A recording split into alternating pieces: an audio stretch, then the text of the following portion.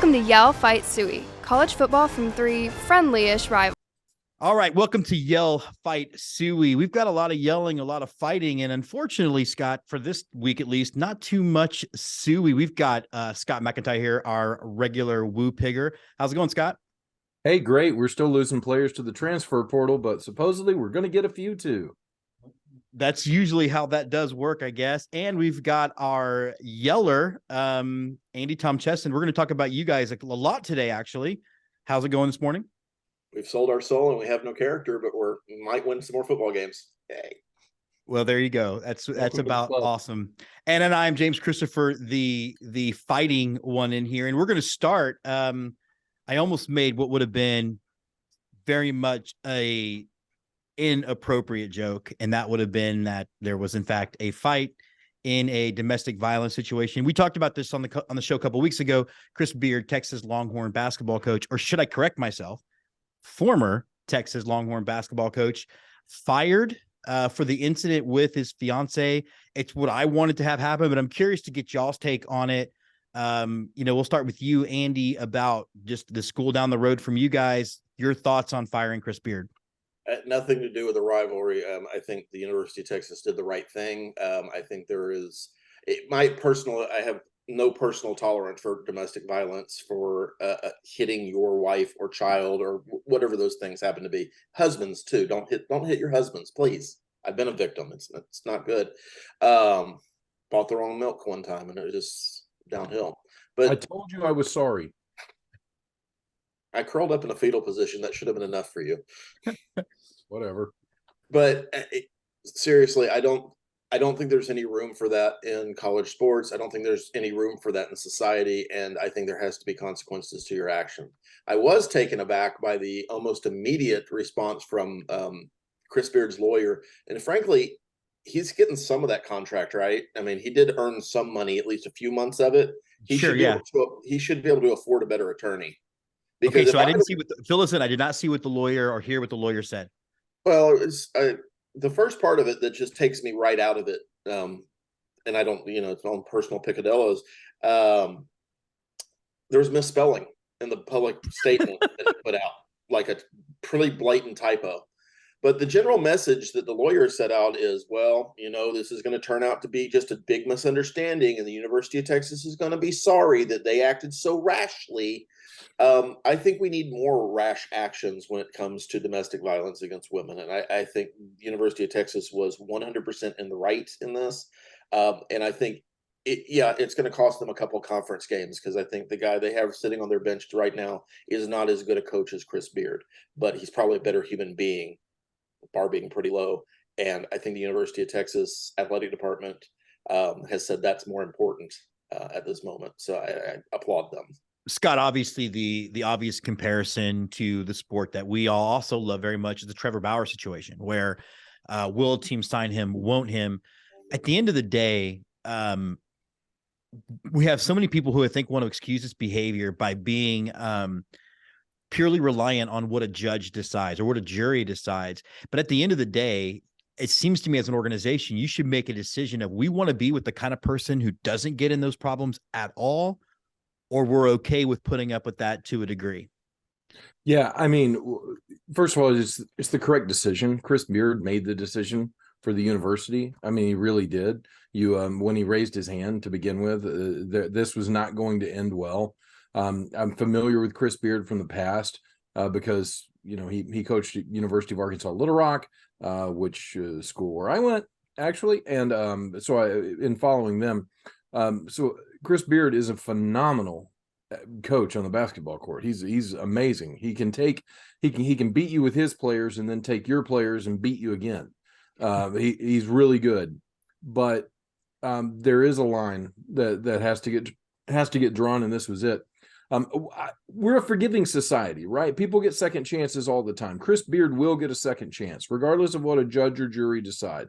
In all honesty, what I figure will happen with Chris Beard is that he sits out a year, then he goes through a year where he's, said he's sorry and undergone some counseling or something. Somebody hires him on staff, Bruce Pearl hires him at Auburn for a year to be an analyst, then he will get the head coaching job at Liberty University, where they take these types of people.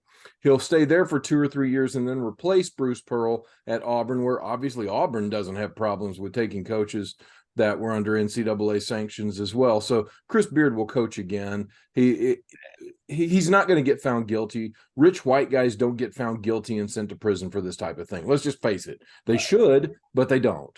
So Chris Beard's going to get his way out of this, go through counseling and do whatever he needs to do, check all the boxes and get his second chance. Let's just hope for his sake that he and fiance can work out. Andy, before you reply, I have a follow-up question for you.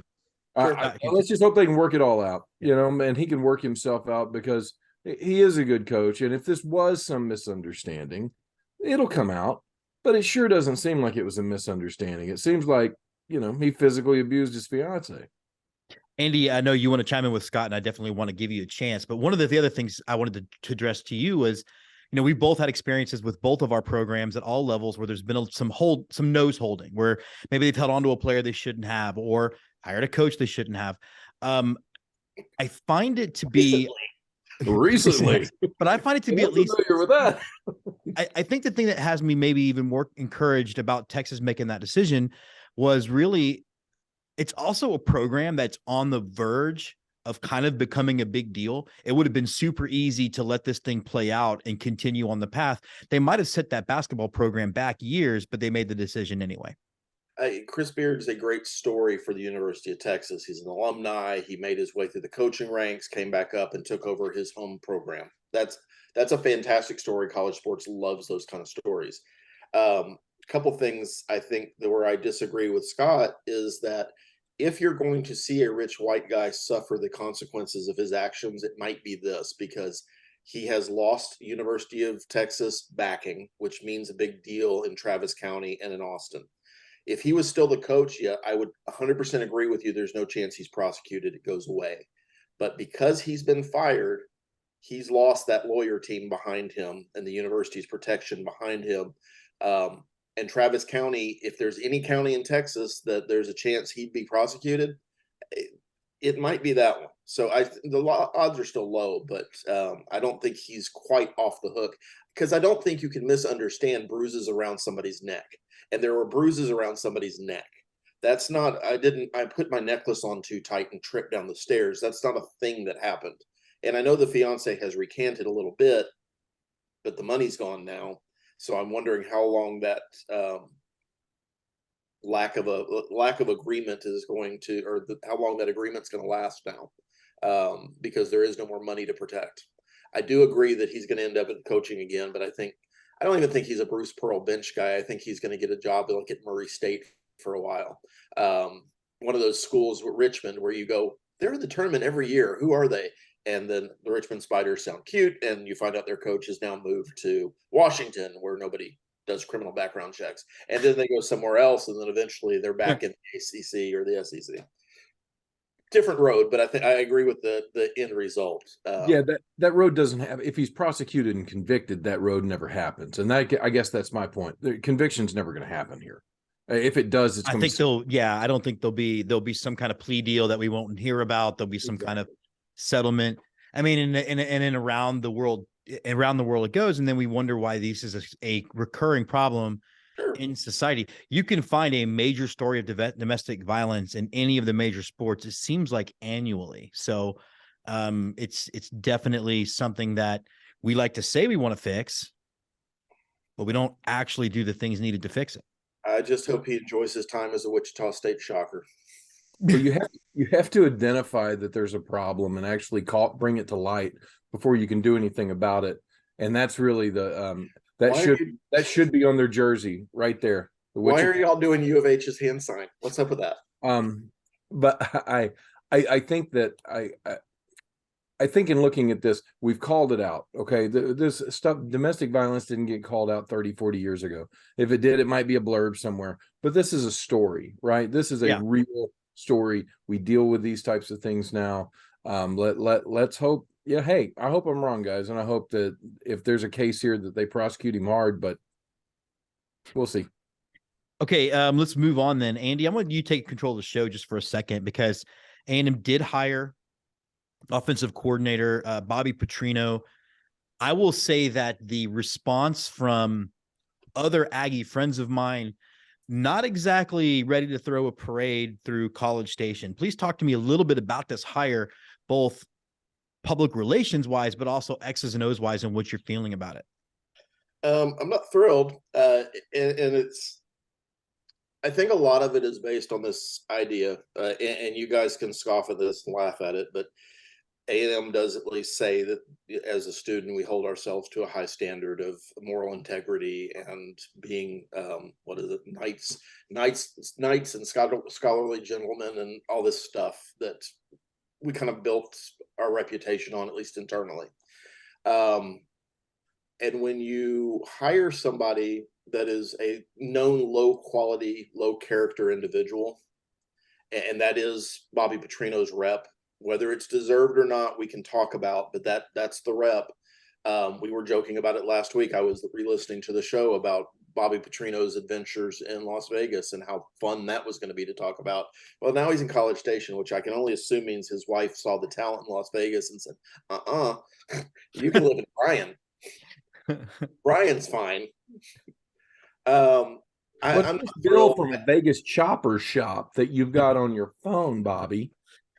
She's a Vegas 5, but a College Station 10. Yeah, I'm not thrilled with the hire from that standpoint. And let me be clear, because I'm a little bit torn on this. There is the football side of it. I think he is a very good offensive mind. I think he can certainly bring some things to the team that they need, especially alleviating Jimbo from being the play caller.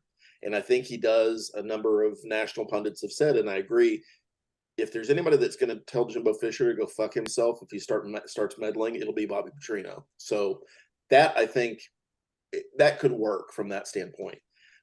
And I don't think that Bobby Petrino is Art Briles.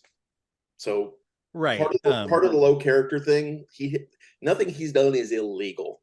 He has quit some jobs without notice, most recently this week. But I mean, he was an NFL coach for 4 weeks before he bailed on the Atlanta Falcons. 13 games. I got details on that one. Yeah. And I'm sure there's circumstances on that.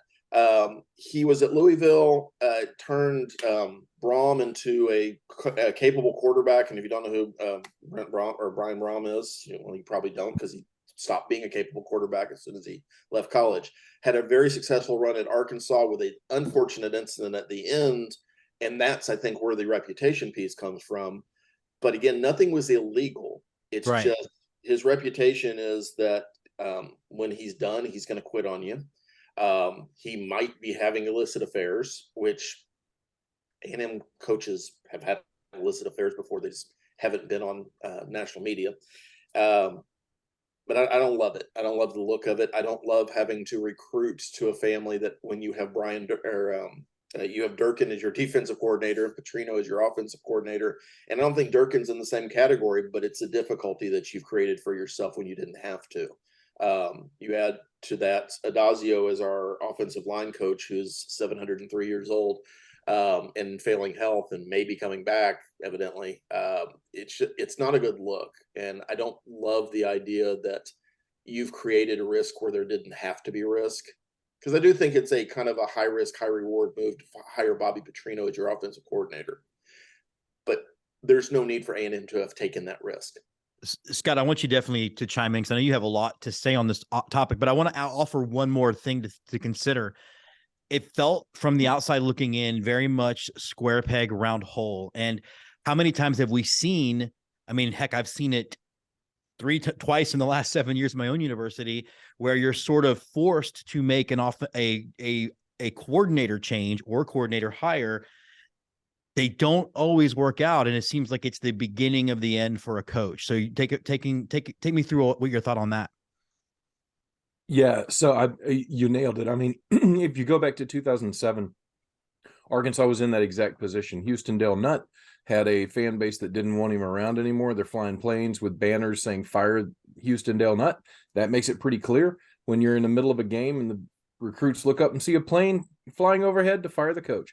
The way that he got away with it was hiring Gus Malzahn, and then basically hazing Gus Malzahn throughout the entire year, which led to Gus Malzahn leaving, which led to only one more year of Houston Nutt, and then him getting fired and Bobby Petrino coming in.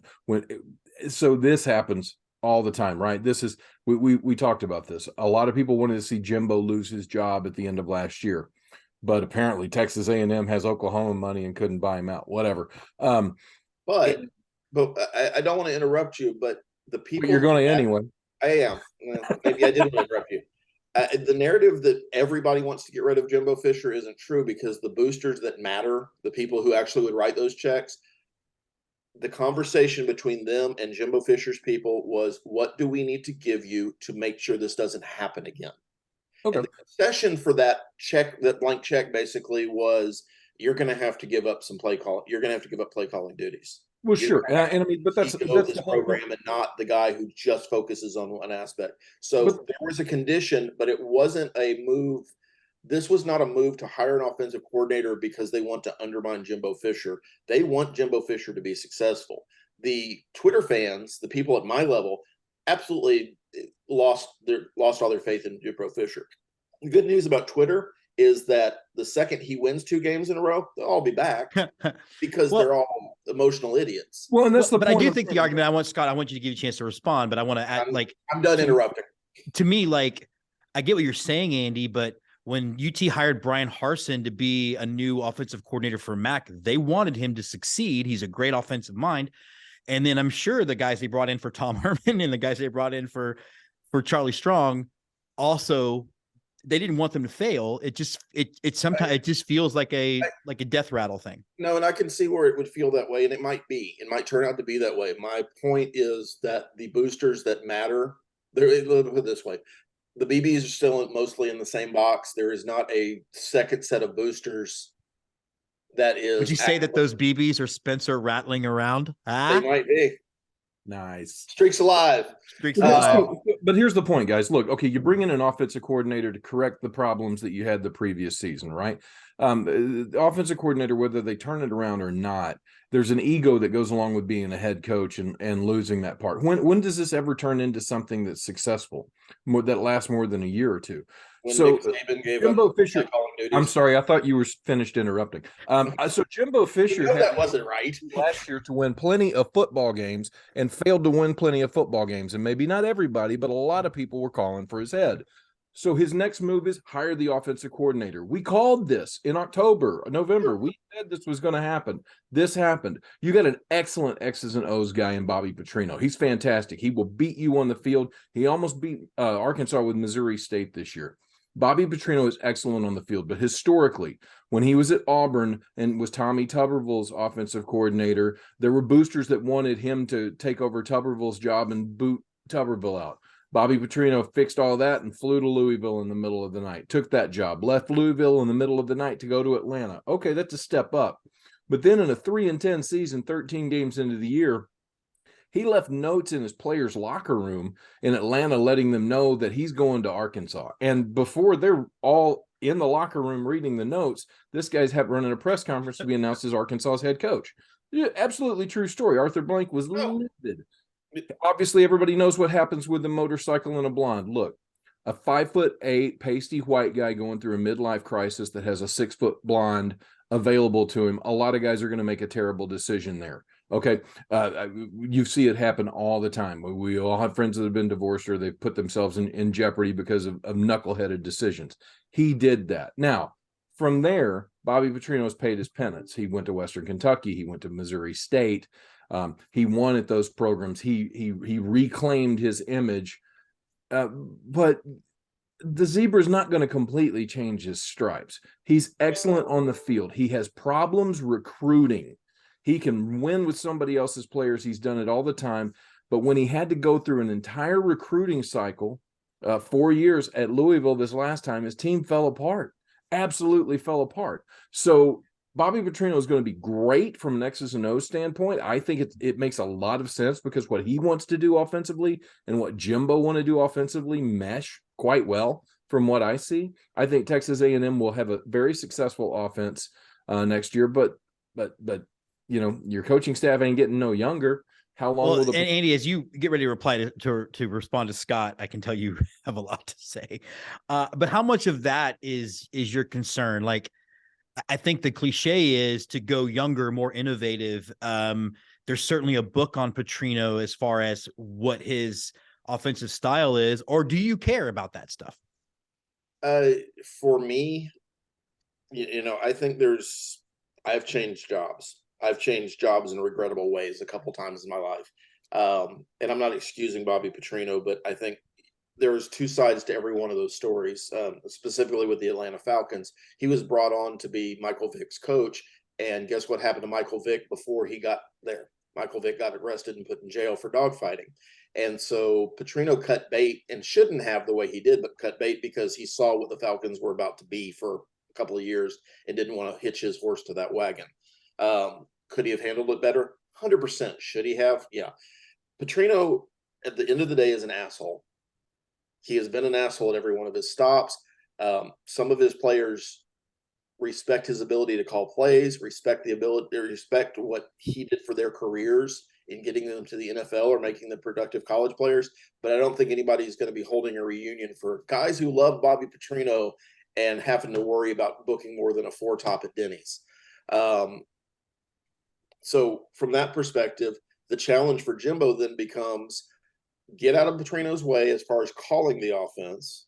To Scott's point, put him in a position where he never has to recruit, which is a thing you can do with an offensive coordinator. And honestly, Mike Elko, when he was here as a defensive coordinator, didn't have to recruit because we had enough guys under him that were good at that.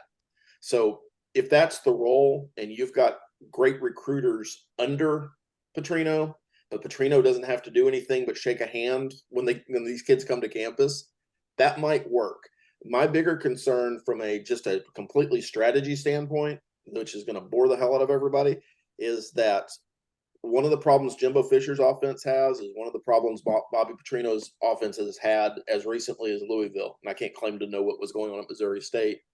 But at Louisville, he had problem with spacing his offensive linemen to deal with how defenses were playing with him. Same thing happens with Jimbo this last year, is that his offensive line spacing didn't work out.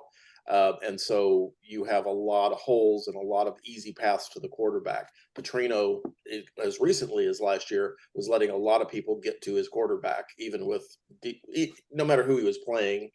So it becomes this issue of, do you take the best of their two systems and fix something, or do you take the best of their two systems and have even bigger holes because neither one of you want to address a base problem in your offensive philosophy?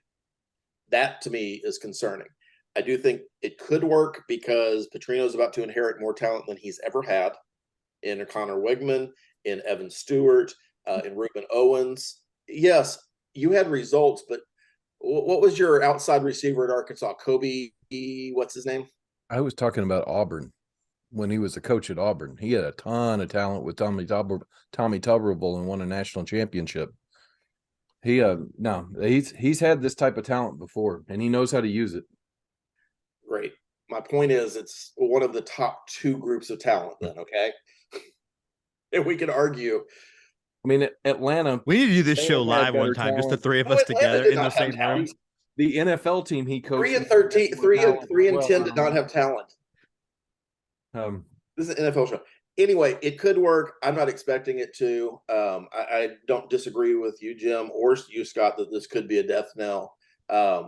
Things might get better next year, but I don't think this is a long-term play. My best hope is that he turns Connor Wegman into a Heisman-level candidate and takes a job somewhere as a head coach again, because people don't learn their lessons, and that we survive this.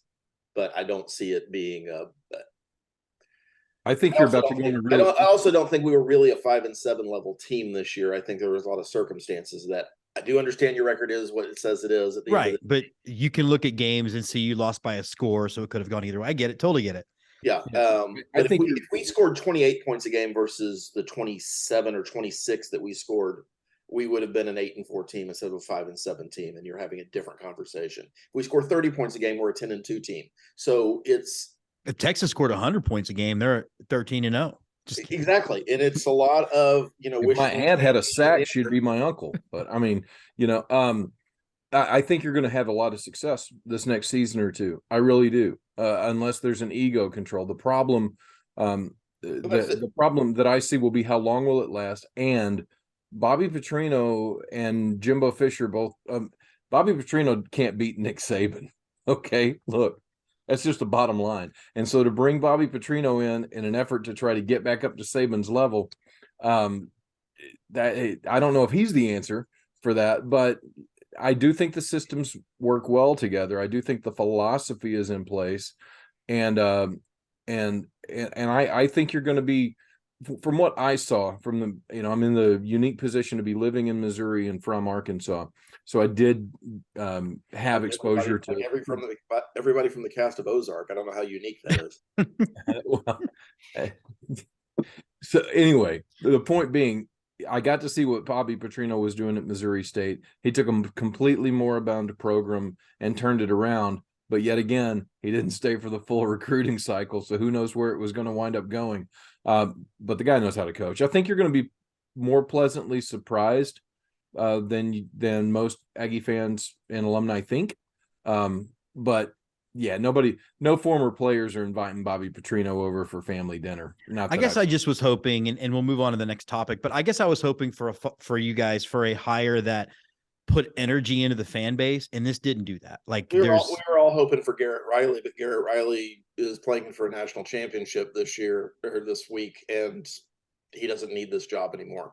He needed it before he beat Baylor, before TCU beat Baylor. Right. He might have still taken it if they had lost to Michigan, but they didn't. And his next stop will be a head coaching job. We looked at a couple other guys who we got pay raises for. I think the offensive coordinator in Washington was one that we were pretty far down the road on. And you guys got to play him because he was still coach there. And unfortunately cost you. He had a massive Penix that day and was able to pull out of the win. Well, I think the fan base gets excited in September once they see some results. I really do. Yeah, but I still would invite him over for a drink because he'd probably try to sleep with my wife. But. Yeah. Well, you did give us a good transition. I think the surprise of the football season and what I think has given birth to some really annoying individuals has been TCU advancing to the national championship game. I don't think they have much of a chance against Georgia. Of course, I didn't think they have much of a chance against Michigan. Scott, I'm going to get to you first because you're not living with these people, so you don't have to deal with it. But just overall, for those of you listening, he almost literally spat, I guess, Coke all over the screen here. Just overall, as somebody out there watching it, what are your thoughts on TCU, and do they have a chance against Georgia? Hey guys, anybody that was watching this show back in September and October heard me singing the praises of Max Duggan. I think this guy has the heart. Andy Scott's a big "I told you so" guy. I'm just saying, guys, that he's keeping receipts.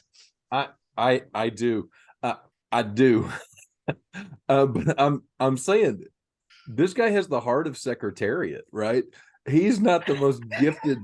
He's not the most gifted athlete on the field, but Max Duggan's got more want to inside of him than all three of us put together. I mean, this guy is a ferocious competitor. I have so much respect for Max Duggan and what they've done at TCU, and they've really caught lightning in a bottle because this isn't going to be the same team next year. And Sonny Dykes is a good coach. He's better than average, but he ain't this good. Okay. He's not. So for them to get to this point is still amazing to me. And that's what Cinderella seasons are about. Now, I think the glass slipper is going to fall off, but also Georgia barely got in the game. Georgia's barely in this game, guys. Ohio State took them to the wall and probably shouldn't have, and exposed a lot of flaws that people didn't see that Georgia really had. I don't know if TCU will be able to capitalize on those, but TCU has shown all year that they can overcome adversity late in games to win football games. They showed against Michigan that if you let them get out in front, they can also hold a lead. So sticking with the horse racing theme here, I think it's going to be neck and neck. I do think Georgia will pull away on this one. Maybe it turns into a second half blowout, but I don't know if TCU doesn't have those early quarter jitters, man. They could turn this into a free for all. And I will add, it's been a long time since a national champion repeated. So Georgia's got that against them also. Yeah, and all I got to say is TCU enjoy the run, because whenever this thing becomes 32 teams, you will not be one of the 32. This will be a neat story that your alums can tell their grandchildren. Andy, thoughts on TCU?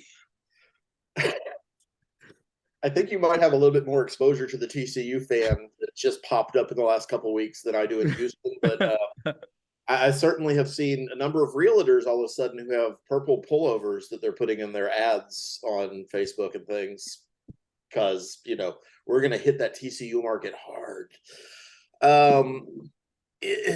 So not one of us predicted TCU to advance past Michigan, and they did.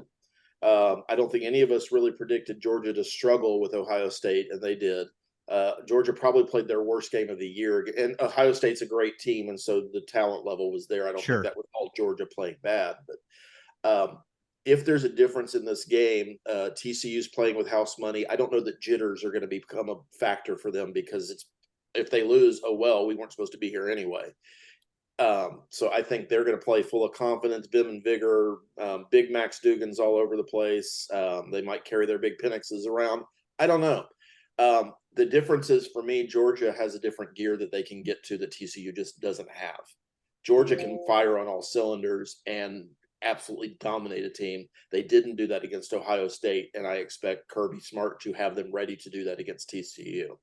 Right, and a lot of that could have been the layoff, right? Like a lot of that could have been not having a game for 5 or 6 weeks. I think the biggest factor is they're playing Ohio State, and Ohio State's a great team, but Georgia didn't play well. You've got your own mini Max Dugan and Stetson Bennett for Georgia, who is, again, that's a name, boy. Not the most talented guy in the world, but by God, does he win football games? And I fully expect him to do that again. So hopefully we can talk about the other good thing, that if TCU does win, the last time they won a national championship in football was 1938. Do you know who won the next year in 1939? A&M. Texas A&M University. Is that one of the real ones or one of the other ones y'all claim? No, that's the one real one. Okay. Cool. Well, as we wrap up, we do have to get out of here soon. There's only 2 or 3 others. It's not like Alabama. Fair. But I will say, guys, look, if TCU can win, isn't that great for college football? We really do need somebody who's not a standard blue blood and not in the playoff every year to shake this thing up. Wrong. That was wrong. By the way, I did want to announce that this is the last. The standard blue blood up in the corner likes it when the blue bloods win. Go figure. All I know is this is actually my last episode of this show. I've apparently just been hired as Speaker of the House, so I don't know what I'm supposed to do. But I was about to say, I saw the 472nd ballot. They're throwing your name out there, so I didn't know if you had won yet or not. Yeah, I haven't won yet. Some laundry delivered to me well, that's what I wanted to wrap up. But Andy, look, this is the thing could have happened to anybody. It's clearly not on. Talk to me about A&M responding to not bringing their jerseys to the game. In high school, you have that kid, and I was this kid at least for one season, that couldn't quite make the team, but they liked having him around, so let him be the equipment manager. They have those in college too. And unfortunately, it almost cost A&M a basketball game in Gainesville this week, where the equipment manager left the jerseys, so they came out to the court to warm up, looking very similar to this, black T-shirts and not much else. Why they didn't realize it a little bit sooner was kind of bizarre to me, but evidently this equipment manager had to haul tail back to the Hampton Inn or La Quinta or wherever they were staying in Gainesville to pick up the jerseys that he left, which I'm thinking should be the first thing on the bus. The bag of jerseys, we're going to put that on the bus first before they're going to have water coolers in Gainesville, so you don't have to take those with you. There's not that much equipment you have to manage. It's basketball. It's not football. You have balls and you have jerseys. Yeah, and it's funny, but the real world result of this was it cost us 1 point from a technical free throw at the beginning of the game, because we had to delay the game for 10 minutes waiting on these jerseys to show up from the Town Place Suites. And when that happened, the game will not start. At some point we had a 10-point lead that was whittled down to a 2-point victory if Florida had hit the 3-point shot they took at the end of the game, we would have lost that game by exactly 1 point. So I fully expect equipment manager to be reassigned and probably lose his road privileges post haste.